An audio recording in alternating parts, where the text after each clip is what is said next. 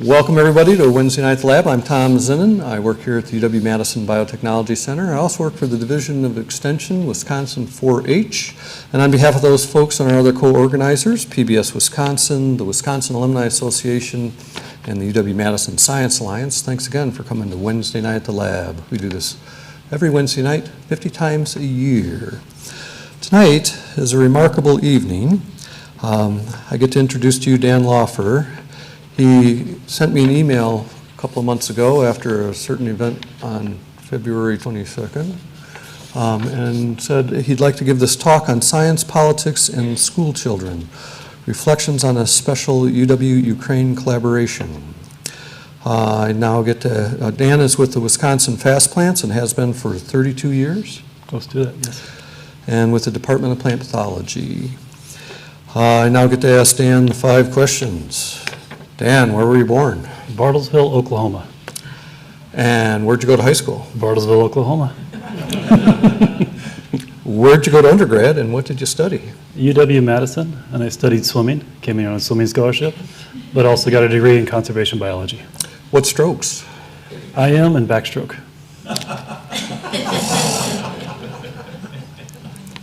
All right. The waves of inadequacy are washing over me. And then where'd you go for your advanced degrees? UW-Madison as well, the business school here at UW-Madison. So you have an MBA? Correct. Very good. And then when did you start working for Fastplants? I started as an undergraduate back in 1991, 92. And never left. Took some detours along the way, but always stayed close to home. We don't call those detours, we call them excursions. Fair enough, yes. This is really splendid to have you here tonight. I have to point out that Dan flew here from Colorado to give this talk. Just for you, Tom. And your brother drove here from Raleigh, North Carolina. Not just for me, just for him. Not for me either. And the folks he's sitting next to, which are your mutual parents. Yes. Which is pretty impressive. We're well into our 17th year here, and I can't ever remember anybody driving and flying this far and then getting to sit with your parents. That's really splendid. So I'm looking forward to Dan's talk tonight. Would you please join me in welcoming Dan Lauffer to Wednesday Night at the Lab.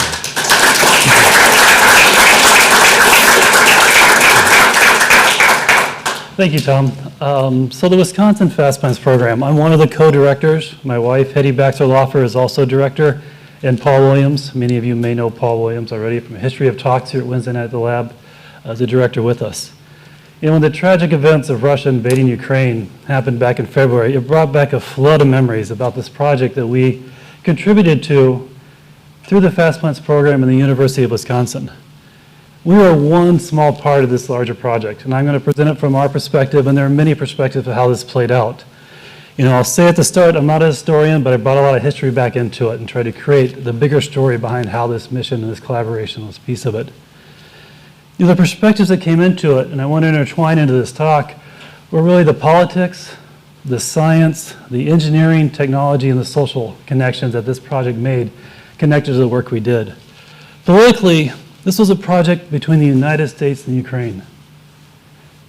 The President of the United States and the President of Ukraine approved this product, this particular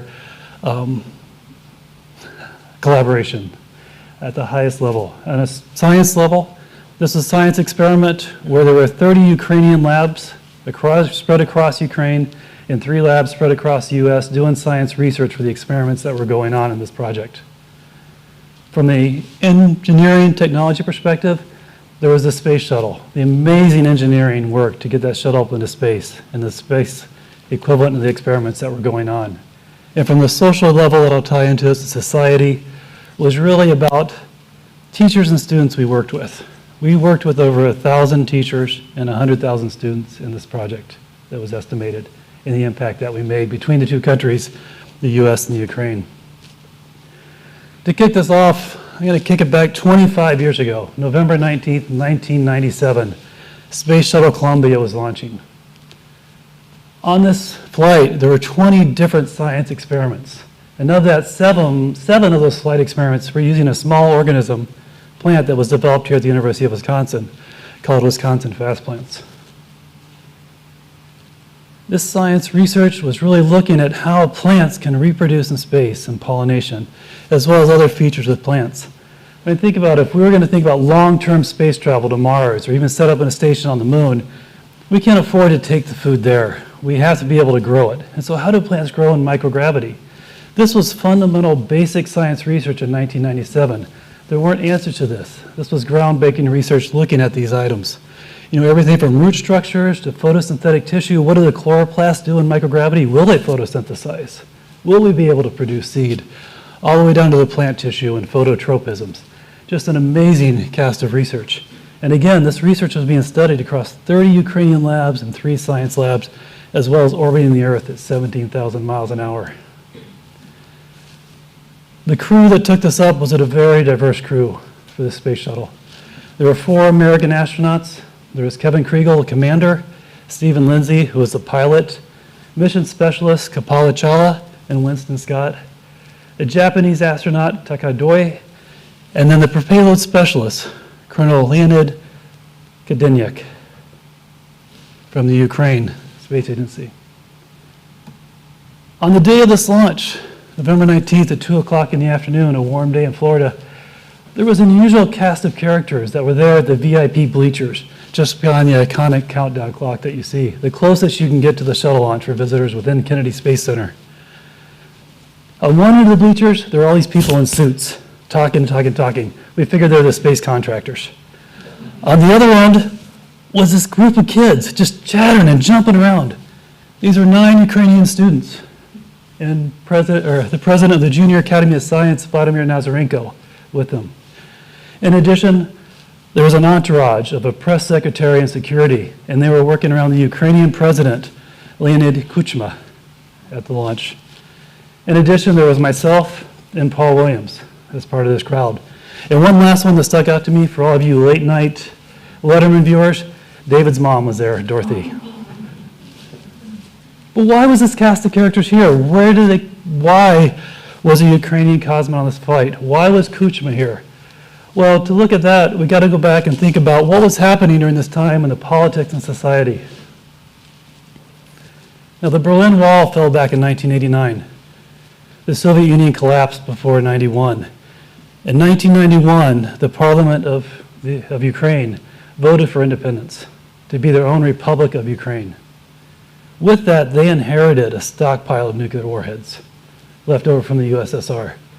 They had the warheads, but they had no way to launch them. All the launch codes and the program was still with the Russian Federation that was there. And the West was worried about these, of them getting out. And so in 1994, the Budapest Memorandum was signed. This was an agreement between the Russian Federation, the United States, the United Kingdom, and Ukraine, and later China and France, to remove the nuclear warheads from Ukraine and give them up. And when they did this, part of this agreement, it was agreed to in writing, signed by these 4 individuals from these countries, that restricted the Russian Federation, the US, the UK, from ever threatening the sovereign country of Ukraine. No military action can be forced on Ukraine. No economic coercion can be forced on Ukraine. Ukraine was set up as a sovereign country and protected. It sheds light on what's going on today. This treaty was in place in 1994. But interesting, with this treaty, President Kuchma with Ukraine had an opportunity to talk to President Clinton. And he had an agenda. He wanted a Ukrainian cosmonaut to fly on the space shuttle. He wanted to show the strength of the Ukraine.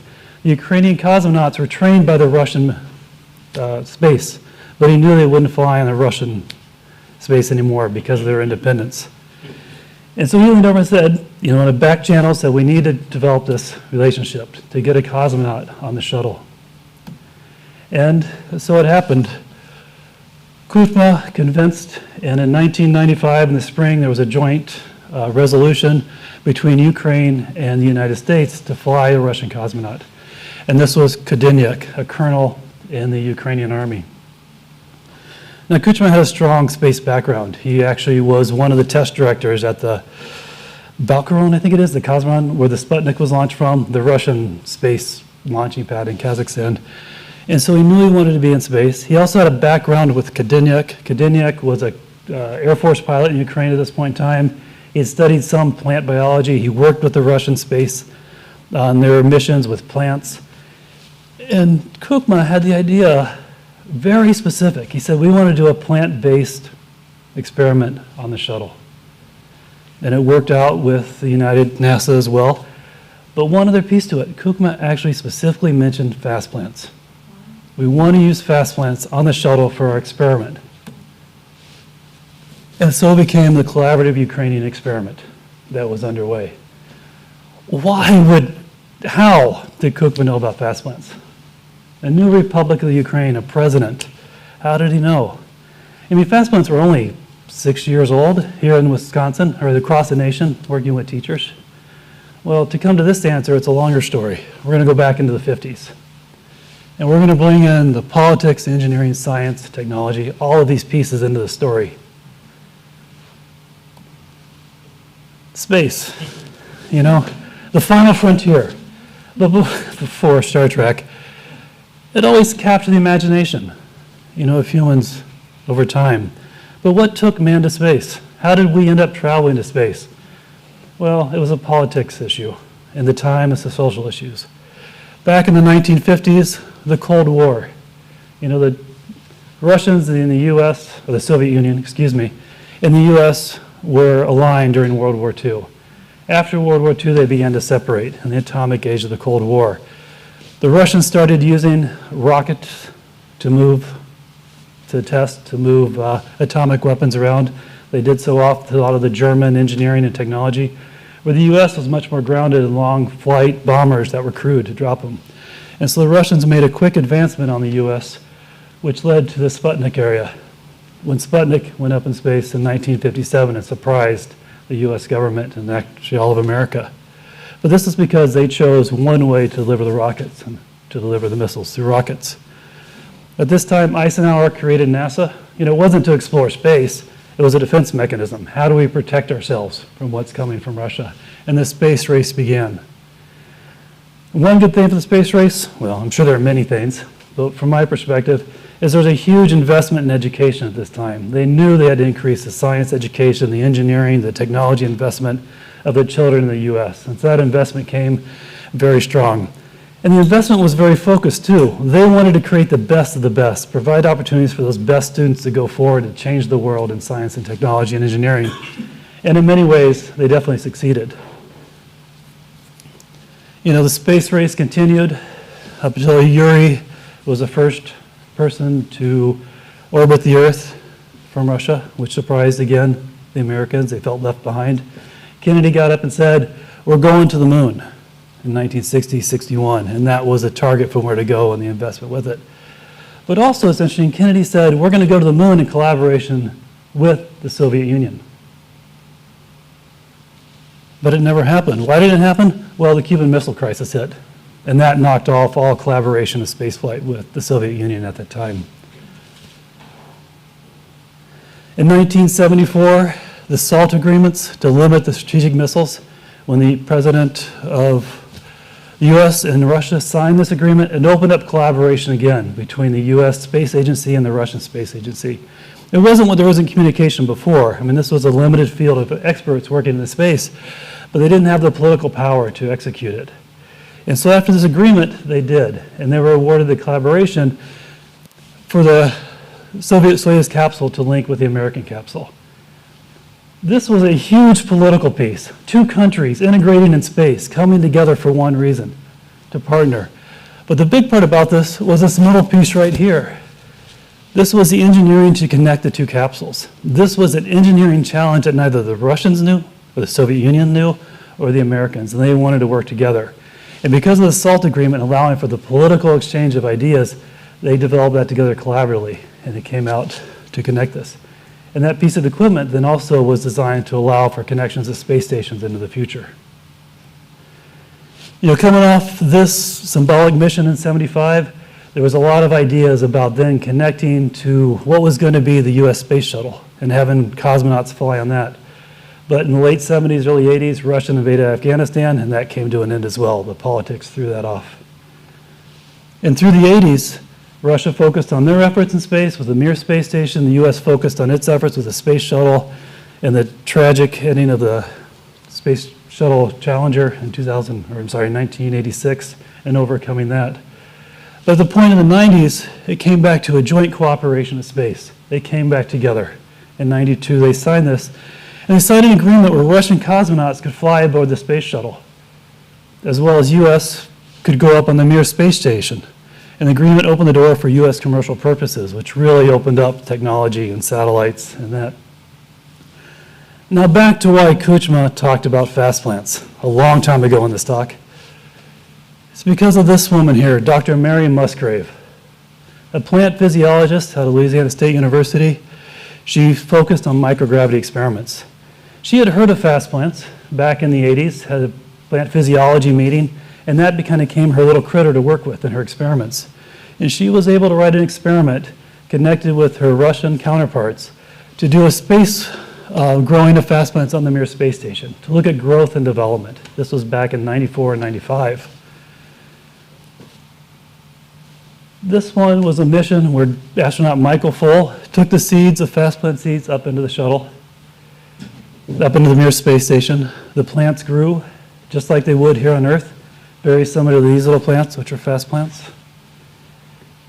He pollinated the plants. He was going to produce seed because the idea was to run a life cycle in space, in orbit.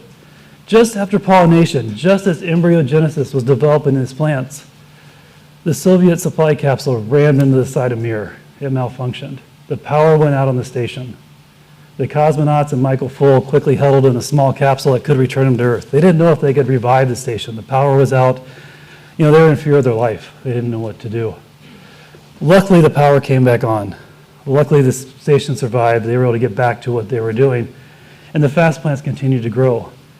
They grew to a point where he could harvest the seed. He harvested that seed, put it back in the ground while orbiting the Earth in the Mir station, and those plants grew again. This was the first time plants had ever reproduced in space with this little organism, the fastplants. The Russians had tried many times on Mir before this experiment, and they used crops like wheat, and they would be pollinated, but only chaff would return. They wouldn't get any seed. They didn't know what was happening. Did microgravity impact the ability for fertilization of seed? All these questions are still out there, but Mary Musgrave was fundamental in showing it is possible. How it's possible, that was still to be seen. But when she was designing this experiment, she was talking with her Russian collaborators, with her Russian scientists. And President Kuchma of the Ukraine also knew these scientists. It was a small community still, and that's where he heard about fastplants. And he thought if he dropped the name fastplants, it would connect to American scientists and give them more strength for those plants to fly on the shuttle and the cosmonaut. And so it was a wonderful connection that Mary Musgrave offered that brought this to come to be. On a personal perspective, I love this experiment, and the reason why is at this time, around 94, I was kind of moving from the educational part of the Wisconsin Fastplants Program, supporting teachers and working with Co. Williams, who was managing the program, to the research side with Paul and breeding these plants. And one of the first things Paul told me to do was, Dan, you need to increase this seed, and he handed me a seed packet. I said, okay. I grew the seeds out, about 500 plants, and Paul didn't know this, and it's the first time I'm ever going to tell him. That was the first plant I ever grew. I never dropped a seed before in my life. You know, in Oklahoma, we had a few tomatoes along the driveway, but those are transplants. I didn't know what I was doing. I was underwater for most of the time swimming. But I followed the protocol, and Paul instructed me. I got the plants to grow. I got them in the flower. And I remember it was a Friday afternoon, and Paul's like, Dan, what are you going to do this weekend? I said, well, I have this planned trip. I was going to do something. I don't know what it was. He's like, well, I'm sorry, but you got to pollinate. Like, what? You have to cross-pollinate your plants to produce seed. So he handed me a little bee stick, whoops, which is a bee on a toothpick. I know it's hard to see. It's a thorax of a bee. And I said, all right. So I dug in and pollinated Friday night. I came back to the lab Saturday morning and pollinated again. Heck, I came in on Sunday and pollinated. I didn't know how much time I had to do this. It was 500 plants. And then 20 days later, I harvested that seed that I had pollinated. And I cleaned it, and I marked it. I'd labeled it like Paul wanted me to label, and I put it in the freezer. And 2 days later, I got a call from Dr. Mary Musgrave. She said, Dan, I was told by Paul that you could provide seed for me. And I said, sure, I just produced it. She says, all right, here's what I need. I need 200 seeds to come to Louisiana State University. I need 200 seeds sent to Kennedy Space Center, and I need 200 seeds sent to the U.S. Embassy in Washington so they could be shipped to Russia. Those seeds that I produced were the ones that went up on Mir. So I produced the parents or the grandparents of the offspring that ever flew around the earth. And my first plants I ever grew. And I was very proud of that. All right. So, we've been talking about this organism called Fastplants, and I really haven't defined what it is. And we're going to drop back to 1959 and even before for this. And it's all about our science and engineering. So how are rocket scientists like sauerkraut engineers? I bet you never thought you'd be asked that question. Well, I think there are a lot more similarities than we believe. Engineers solve problems. They use technology to solve problems. So do sauerkraut engineers when there are problems that are out there. UW-Madison was a land-grant university, and part of its charter was to solve problems of the farmers. There was the teaching, the education, there was the research, and then there was extension. And extension was engaging with farmers and what they did. In Wisconsin, there was a large problem with the cabbage fields of Wisconsin, with different diseases coming in. And there's a long history of faculty, starting back in the late 1800s by L.R. Jones, who came here and started the Department of Plant Pathology just to work with these farmers and breeding cabbages to be disease resistant.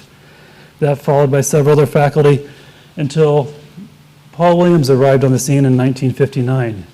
He came from British Columbia as a graduate student, got his PhD in plant pathology, and before he even finished, he was hired to replace his major professor and take over the cabbage lines in disease resistance. Now, Paul followed in the footsteps.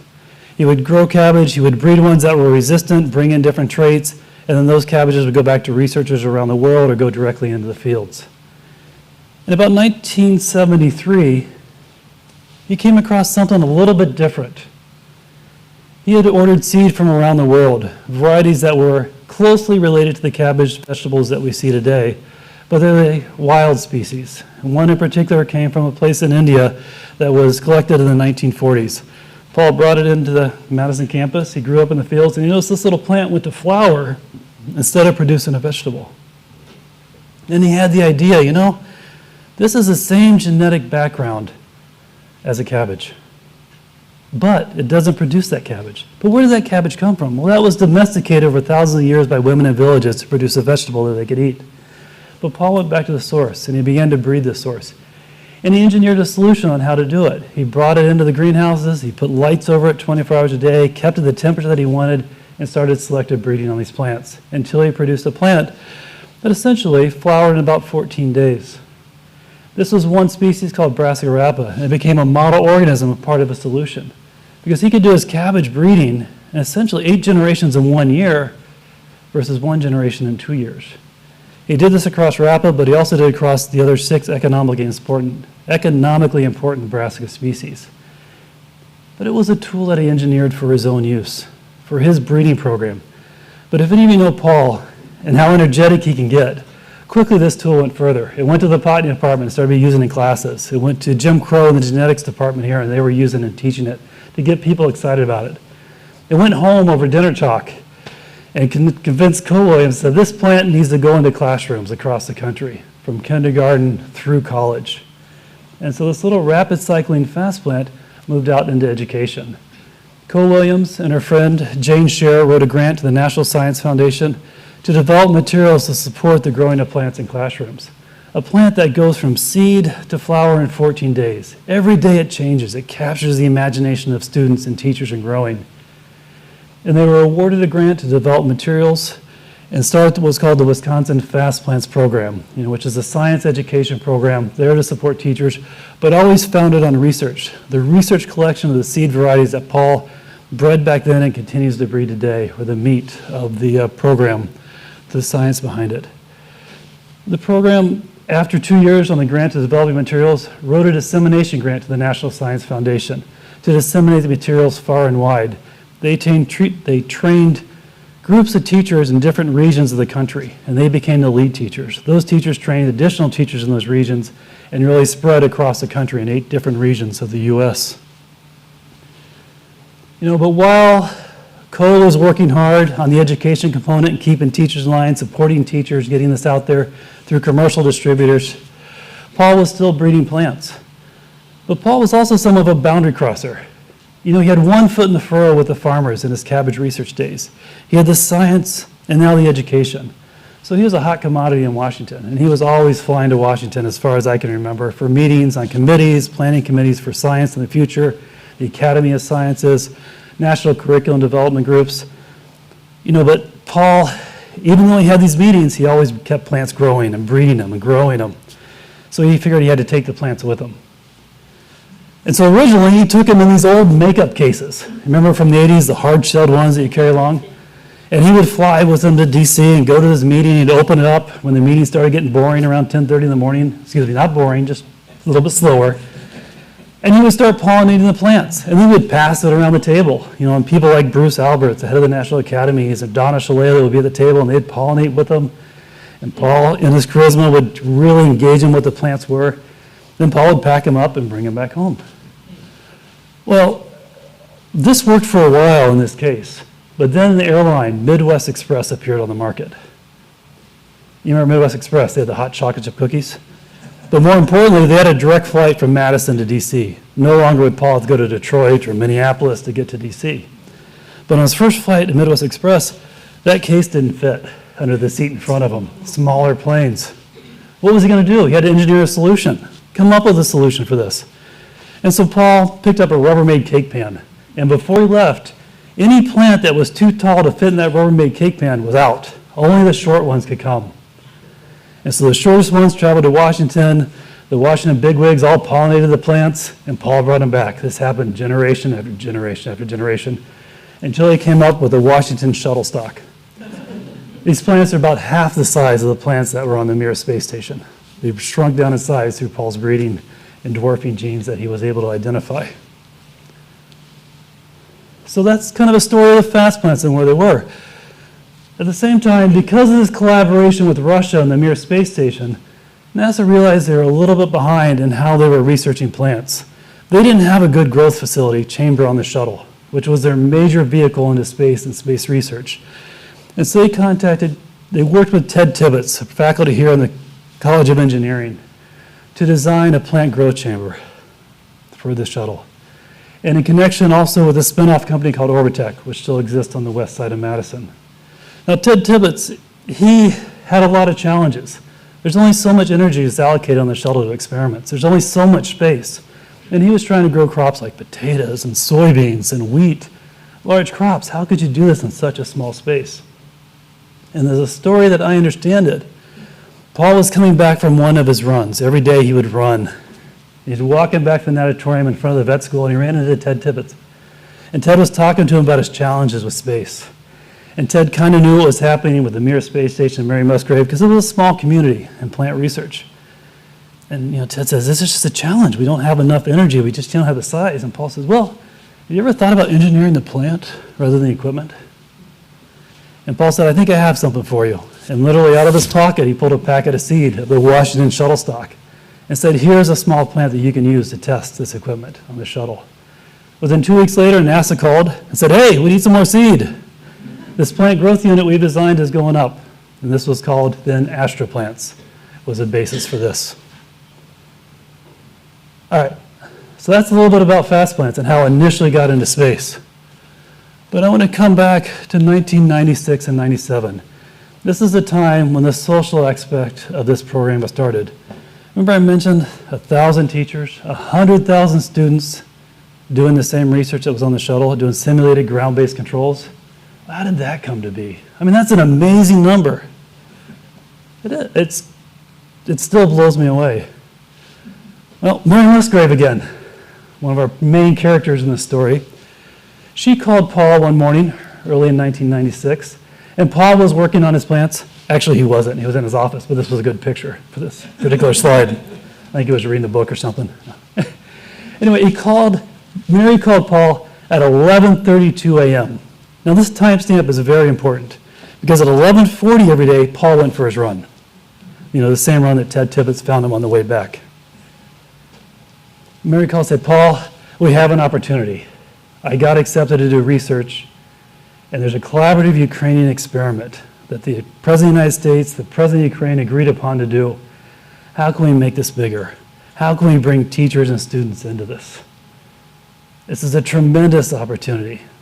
And so she was done by about 11:35 in her introduction to this and what was going to happen. And Paul said, all right, I got it. Here's what we're going to do. We're going to go and train teachers in the Ukraine. We're going to train teachers in the US. They're going to train additional teachers, and those students are going to do the ground-based controls. We're going to set up pen pals back and forth, and we're going to have them do exactly what the scientists are doing in this shuttle. And by 11:39, this call was done. They said, great. Paul said, Cole, we got to write a proposal.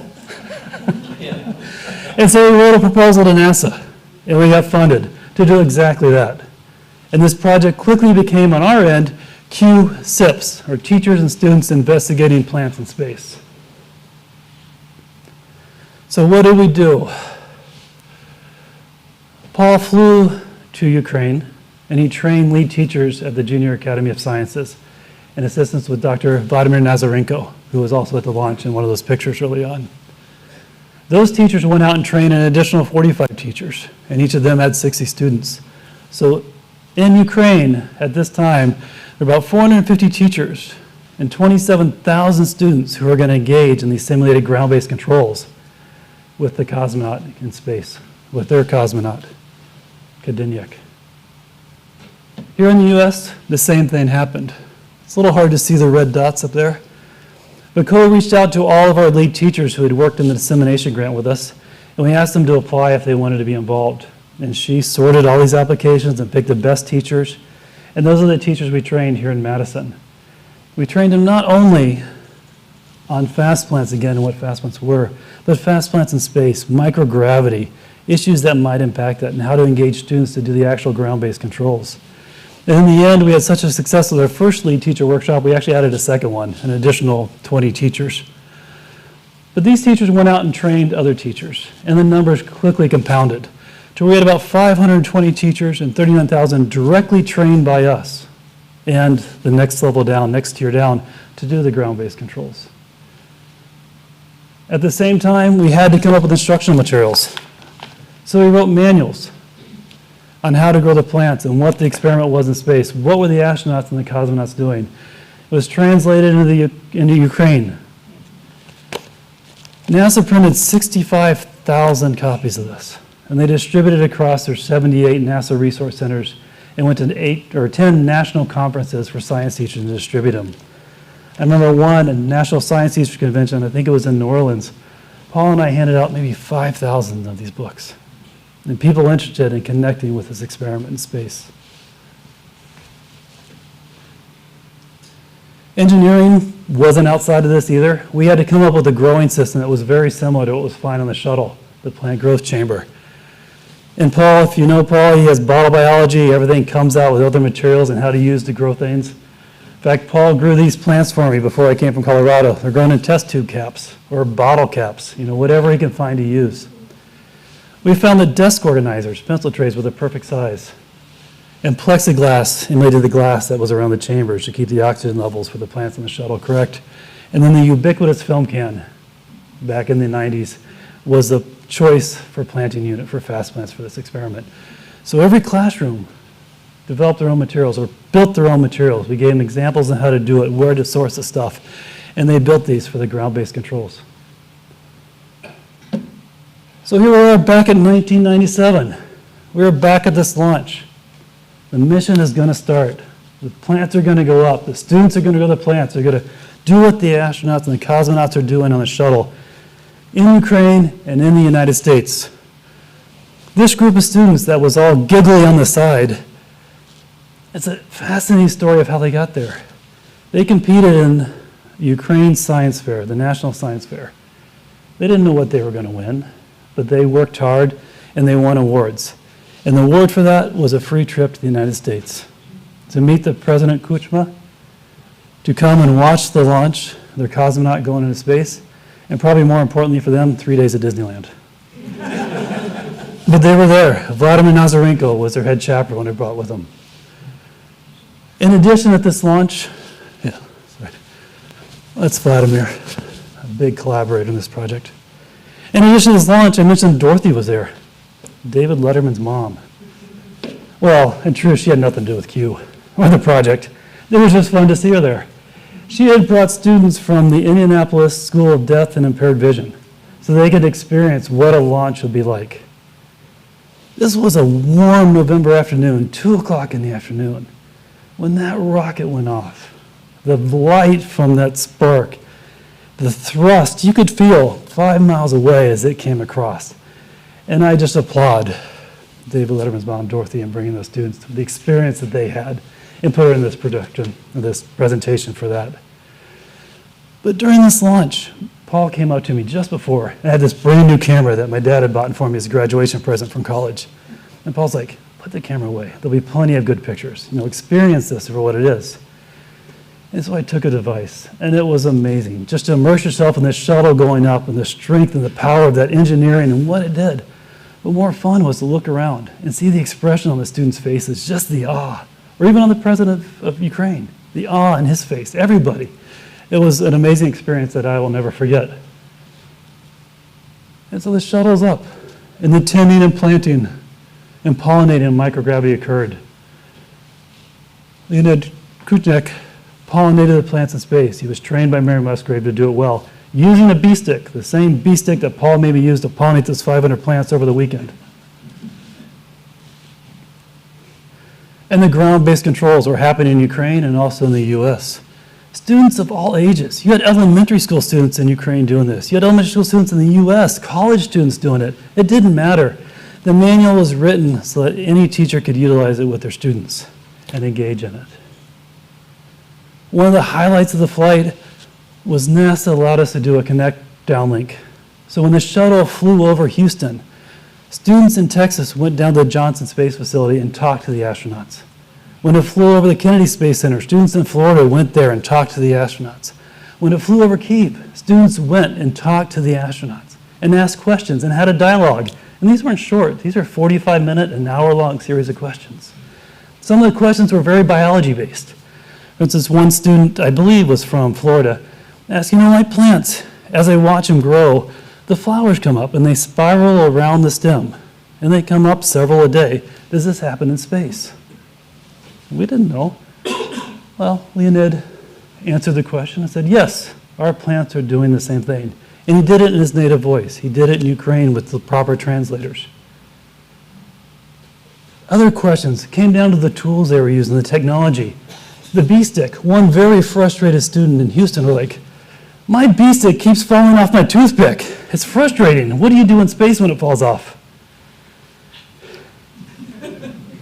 And the answer there was, well, it doesn't. NASA uses some very good glue. And this actually brings up a little bit different story that I'll share after this talk about the bee stick and flying in space. But another question is up here on the screen, where the student asks, with all these fast plants to care for and nothing to do but care for these plants, how do you stay sane, essentially, and avoid human error conducting your experiment? And the astronaut actually said, well, it's enjoyable. It connects us to stuff here on Earth. It connects us to plants. Now, remember I talked about Michael Full, the astronaut on the Mir space station who grew the fast plants for Mary Musgrave the entire life cycle? When they were in that small capsule, not knowing if they were honestly going to live or die or able to get back to the Earth because the Mir space station was so damaged they didn't know how to fix it, they brought the plants into that capsule. And later in an interview when they returned to Earth, he commented on that and said, the plants kept us going. The smell of the plants, that living tissue, it connected us back to Earth. It's so sterile in space, that human connection that we take for granted when we walk outdoors in the spring in Wisconsin, not the winter, but in the spring, and the days that are there. Very similar quote from Kadeniak on this flight. So the downlinks continued. The Ukrainian students continued to do the research along with the US. And on December 5th, the space shuttle landed after 6.5 million miles. After 30 research labs across Ukraine, research labs in the US, working with the scientists to do the real ground-based controls, connected with the scientists and what they were doing, and the Ukrainian cosmonaut doing the actual activity with the plants in space. It came back and it was a success on many levels. Some of the biggest levels were actually from the students though. We collected data on our website. Now think about this, 1997. We were barely past gopher sites, if you remember that from history.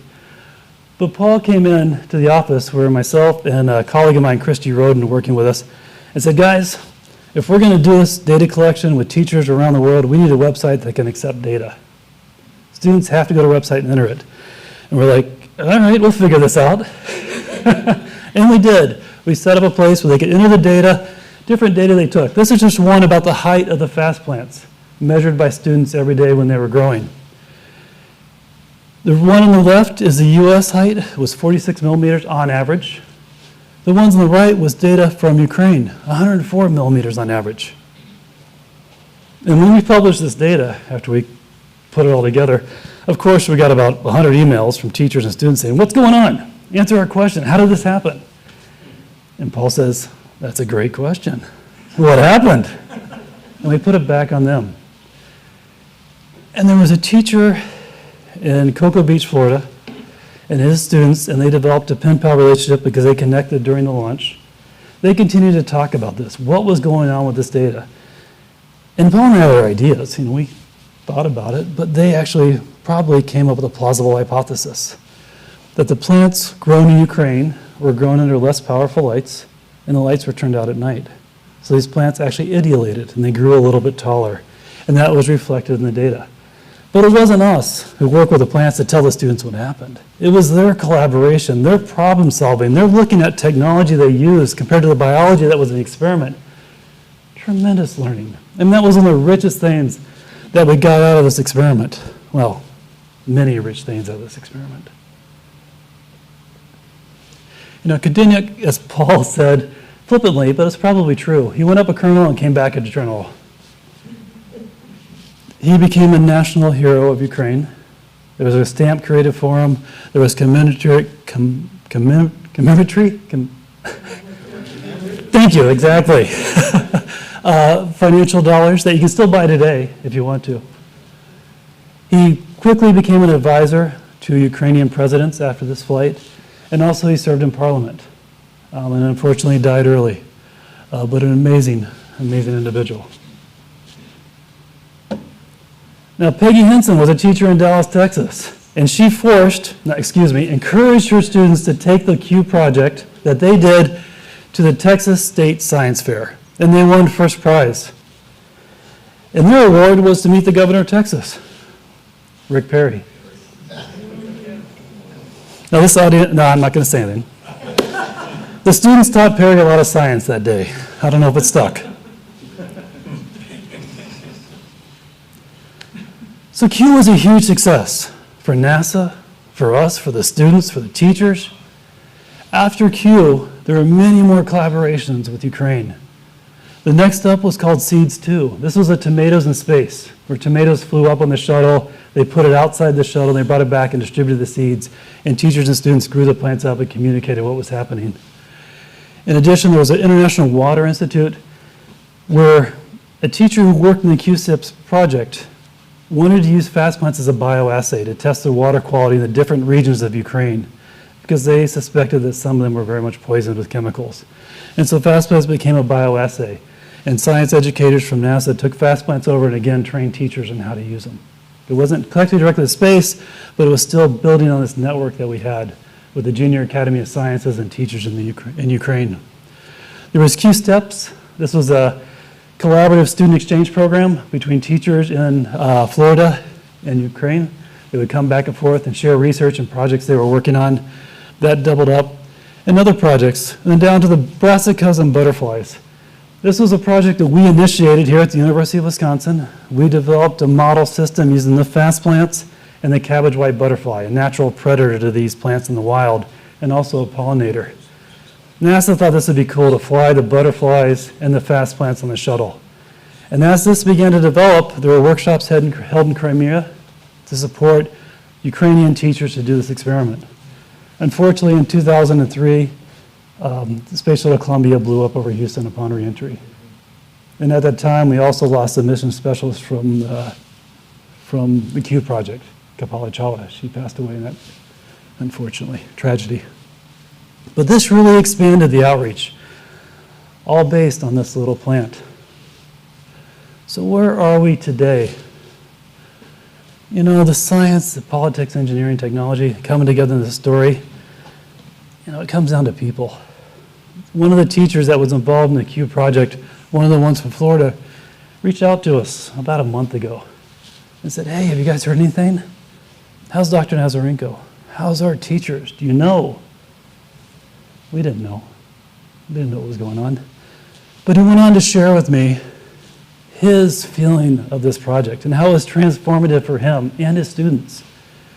And we talked about his students coming to Cocoa Beach and meeting Ukrainian students and sharing a poster session, having Paul there as a science judge at judging sessions, and how that day, with that connection, that collaboration with students from another country 5,000 miles away, changed their perspective on how science was and what friendships could look like to do this.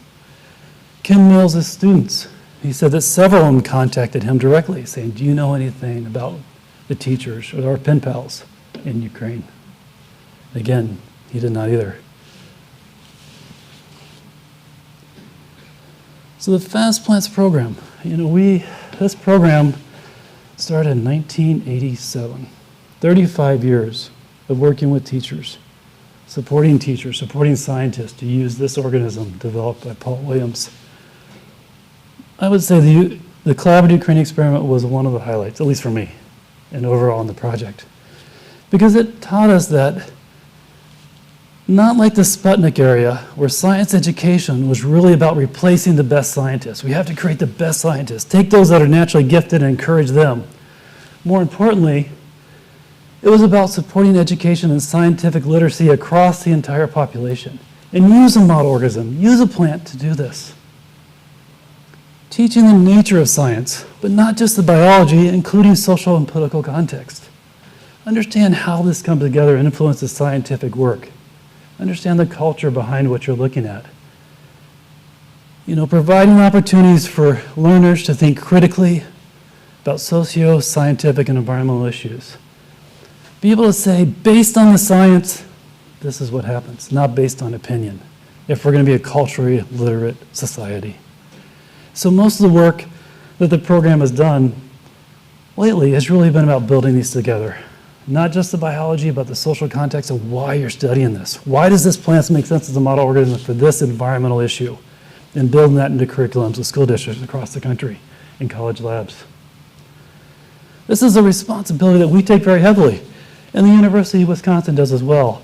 And this is why I applaud Tom Zimmerman's efforts with Wednesday night at the lab, with the Science Alliance, science expeditions, and everything that he does for outreach to get the science on this campus out there, educate the community at all levels so we can make scientifically driven decisions about what's going to happen in the future.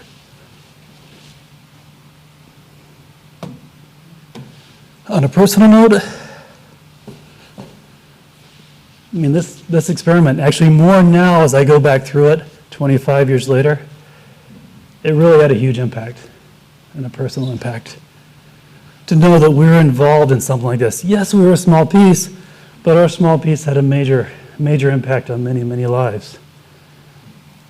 After the Russian Federation invaded Ukraine back in February, Paul and I talked several times, you know, and just kind of commiserated, like, what the hell? What happened to our collaborators? Where are they today? What happened to the students? These students, when they came to see that launch, they were 14, 15, 16 years old. Today, they're 38, 39, 40, in the prime of their lives with kids, with careers, interrupted after 2 years of a global pandemic, and then this hits. Now they're refugees in Poland, or who knows where, or fighting military. It's just unbelievable and where that's at. Paul then sent me pictures of some of these pieces of artwork that the students from Ukraine sent to Paul after he visited to train the teachers, or some of them came from the launch. Just the connection to those and thinking about those students really made an impact. Not only for what President Kuchma did back at this time, but for what Zelensky is doing now and how to support Ukraine. So to kind of bring this talk to a close, I want to make a few acknowledgements. First off, Paul and Co. Williams, for obvious reasons. I probably didn't talk about Co. Williams enough in this. Co was the one who made it happen. When we started training teachers, when we started building that connection with Ukraine, making the collaborations, doing the pen pals, Co was it. In fact, it probably wouldn't be too far off that Co is controlling NASA as well, and all the NASA outreach. Dan Golden, he connected with Co and said, how are we doing this at the time? Mary Musgrave, obviously, she was a conduit to this entire thing. Her research in plant biology was groundbreaking to understand how plants can grow in space, which is the only way we're going to do long-term space travel. Unfortunately, she passed away too early in her career and didn't get to finish her work. But it is a foundation that we're all still building upon to go forward. Nazarenko, Tom Dreschel, all these people I could go on and on about. True acknowledgments for what they did. But this presentation is really dedicated, man, I get emotional about this, to the students and educators that we work with. Where are they today? Are they refugees? Are they fighting? Are they behind the guns? And also I give credit to my daughter-in-law, Elena Baxter, and her new baby. Her family is still in Ukraine. They're waiting it out. They don't know what's going to happen, but they believe the Republic of Ukraine will survive and they will stay there. You know, may peace reign and the healing begin and this war end. So with that, I just want to say thank you and any questions.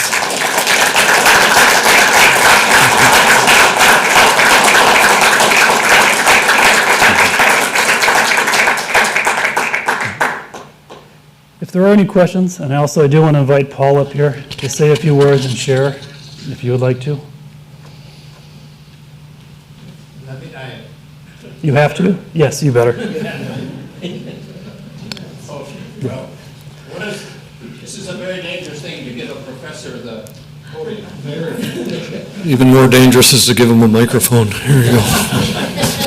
Dan Lauffer's presentation has left me speechless.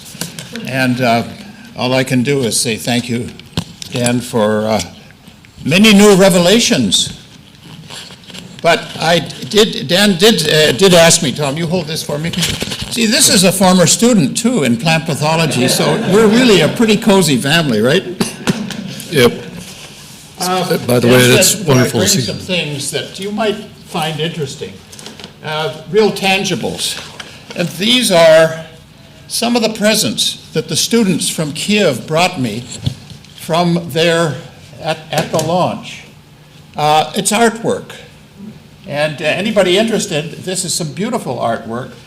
And some of them are really, does anybody speak Ukrainian? Because, like, here's a beautiful painting done by a student. And Tom, you can read it because it's in English. To Paul Williams from Katerina Rubatuk, School 5155, Kyiv, Ukraine. I drew it especially for you. 1911-97. 97. This is what these little critters here, these little guys, have enabled us. And Dan is so right that it's the interpersonal connection that science can wrap around that's important. And we all feel that, and I know we feel it especially. If any of you are interested, of course, this is one that Co and I got from NASA. They're good at handing out sort of, official things. But what's really quite interesting is more the artwork. Like this was, again, a gift from Kiev. So when I was in Kiev training the teachers, who then went on to train more teachers and kids, for a week, we used this. One of the fellows who was there, and I have to thank Peter Cheturkin, who was an American with a good Russian background, but he spoke Ukrainian, and he was hired by NASA to be my simultaneous translator. And I thank Peter because he was terrific. I could speak English and outflew Ukrainian. And the whole cultural experience, of course, is just marvelous because the Ukrainian culture, I just give you an anecdote here. when they had like a tea break or a coffee break in the morning, the teachers, there were about a dozen and a half of them, would come into a little room, and they would sit down and tea would just begin to be served, but spontaneously, those high school teachers would break into song as a group, and they would sing gorgeous, a cappella, and that would bond them and bind them culturally and socially. This is just part of the tradition in Ukraine, is to, when you come together, you sing, and you sing the old traditional songs, and it's an amazing cultural thing that is giving the people of Ukraine right now the strength that they're showing us. Anyway, if anybody's interested in they're here, but one of the treats that Co remembers well is from NASA, and this is something that is kind of fun. This is a picture, and it's called the Beach House. And on the beach, what's the name of the beach there? Cocoa Beach? Cocoa Beach, yeah. Right there in Cocoa Beach is the Beach House. And the Beach House is built by NASA where the astronauts, the night before they go into the shuttle or into the space rocket, they spend the night in the Beach House. And it's a pretty posh little beach house on the Florida coast. Well, they arranged for us to spend, and with our teachers, in the Beach House as a sort of a NASA thank you thing. So these are just little anecdotes that came out of that whole experience that Dan has done such a marvelous job of. And is there anything else you want me to spiel on? I probably shouldn't answer that, should I? This would go on forever. No. Do you want to read this? Oh, yes. So one of the great pleasures that I've had being a professor, long retired, 25 years I've been retired from the University of Wisconsin, was thanks to Co and Jane Scher and Dan and all of the wonderful people in this Fastplant program who still go on. And we have a great cheerleader and supporter of that program in the audience with Doug Rouse here tonight. And it's good that he is with us and can hear this. But one of the great rewards of working as a research scientist with teachers as part of, the Wisconsin idea is the one-on-one interaction with the real world. This is a very unreal world that we're all sitting in right now in this so-called genetics building. And when you get to teachers, then you get into the real world and the teachers. And I wanted to read something that was gifted to Co and me from the Q project by teachers. And these teachers were from the students and staff of the Grissom Junior High in Tinley Park, Illinois. And it said, thank you for helping us to fly 12/8/97. So that's the 8th of December in 97. But I'm going to read this because it touches me deeply. It touches Dan too. Paul and Co. Williams, the Q project. The teacher said to the students, "Come to the edge." They replied, "We might fall." The teacher again said, "Come to the edge." And they responded, "It's too high." "Come to the edge," the teacher demanded, and they came, and the teacher pushed them, and they flew. That really is what you get when you do it right. Thank you, Dan. Thank you, Paul. And thank you.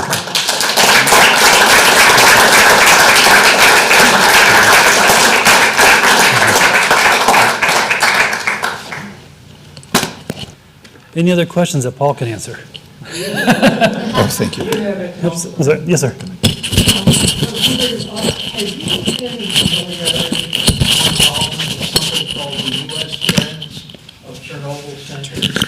That was another exchange project that dealt mostly with, it was for youth that were somehow psychologically devastated by the disaster at Chernobyl.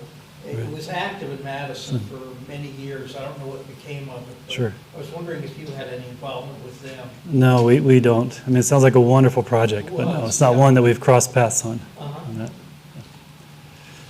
Yes, sir.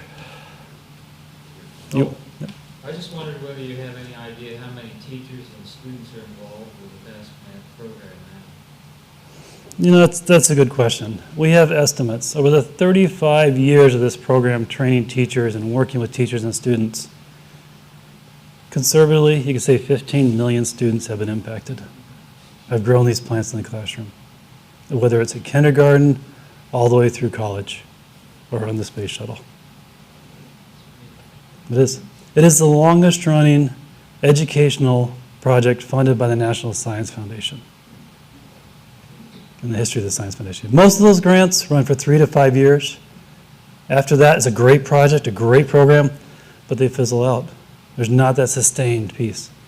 What made Fastplant sustainable, or what makes Fastplant sustainable is the work that happened here at the university was connected to the Wisconsin Alumni Research Foundation. And it was commercialized. It was licensed to an educational distributor. It became a product on the market. People were paying for a quality product that they could use in their classroom to teach. And then there were people like Co Williams and Jane Scher who supported those teachers endlessly on emails, on phones. When I started, it was by paper mail. We'd get letters, and we'd have to respond to letters on typewriters. But it was a dedication of the people to stay up at all hours to answer those teachers' questions when they needed it, and to help the students, and to come up with projects like this. The Q project is one. There are a handful of major projects that this program participated in, and that's what gives us the strength to go on to continue. I mean, Paul retired in 1999. He's still going. He didn't retire, he's still working. You know, and I've dedicated my life to this. Sure, I've had a few times when I've gone off in the past and done other things to learn from it, but I come back to this. So I'm connected to this little critter, and I'm connected to the people and supporting teachers. Online, Hetty wrote, the story that Dan told was written for the Fastplants program by an accomplished author, Douglas Niles, and is freely available for your pleasure and to use with teachers and students. You can find it at the Fastplants website. Yep. Serendipity and the Space Farmer. Thank you. Any other questions? Will you tell us about the bee stick? Oh, yes. Thank you. So Mary Musgrave, put in the protocols for this experiment and sent it off to the flight engineers at NASA. And they go through and look at every single thing that's going to fly on the shuttle, and they want to make sure that it's going to work on the shuttle. And they came to this line that said, thorax of a bee glued to a toothpick. The engineer's job is one job, get that shuttle up and get it down safely. Damn what's on it. That's their focus. And they said, we don't know what this is. We don't know what a bee is going to do in space to the filtration system. Are those hairs going to fall off? Are the wings going to fall off? Is this bee going to sting somebody? Obviously it can't because it was dead. And they went back to Dr. Musgrave and said, do you really need this? Couldn't you use a Q-tip? Couldn't you use a feather? Something else? She said, no. And they said, well, why not? And so what Mary did, she was brilliant. She didn't argue this. She stepped back and wrote a grant to get some of her graduate students on the KC-135 Vomit Comet that goes up in space and does microgravity parabolas. And on the Vomit Comet, she put in 6 stations of Fastplants. And she coerced 6 of her graduate students to get on this plane and go up, and every time it went over the parabola, microgravity occurred as it was falling, they pollinated Fastplants as fast as they could. One student with a bee stick, or actually probably 2 with a bee stick, some with feathers, some with Q-tips. And when they came back to Earth, she analyzed how many pollen grains were actually transferred from the anthers of these flowers to the female part, the stigma. And based on quantifying the number of pollen grains, it took $400,000, $500,000 to show that nature knew how to pollinate flowers. The bees, 100 to 1, transfer more pollen than a Q-tip. With this data, with the paper the graduate students published in a high-impact microgravity journal from the American Society of Plant Gravitational Space Biologists, she walked it in, put it on the engineer's desk, and said, this is why we need it. And they flew. Mary was an amazing woman. I wish I knew her more. Paul was a mentor to her through her young career, and she gave it back many times over.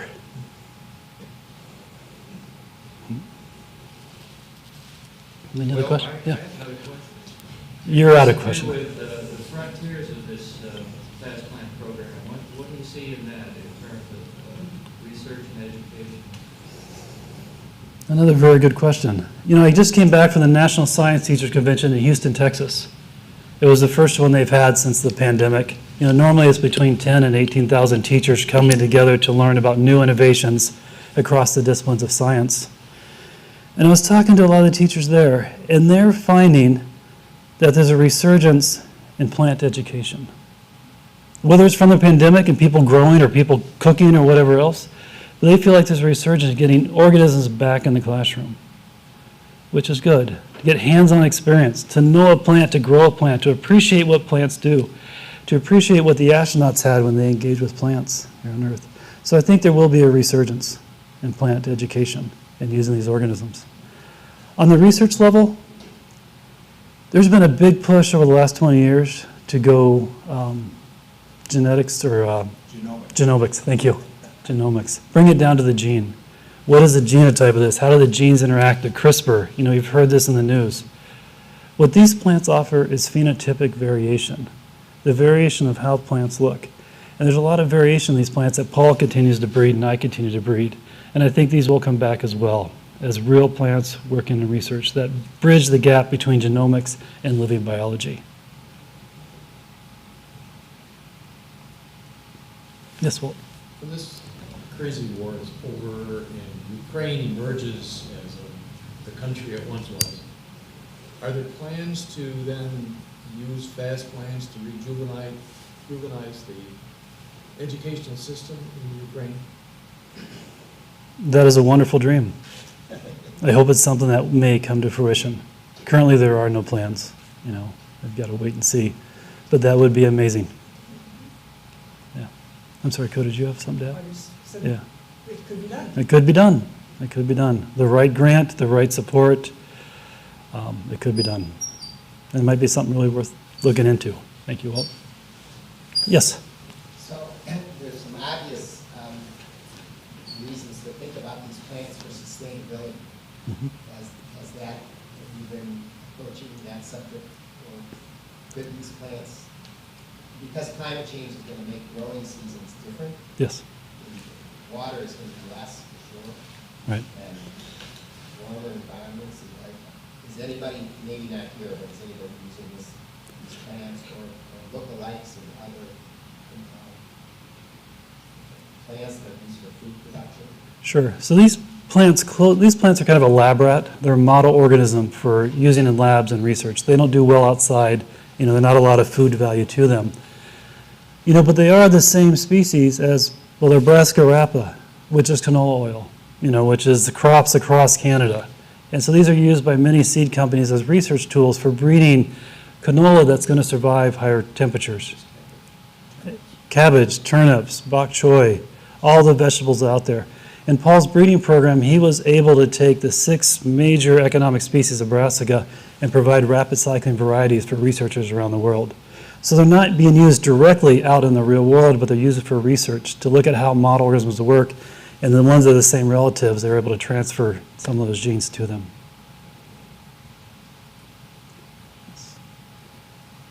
Any other questions? If not, thank you for an extraordinary talk. I really appreciate it. Thank you.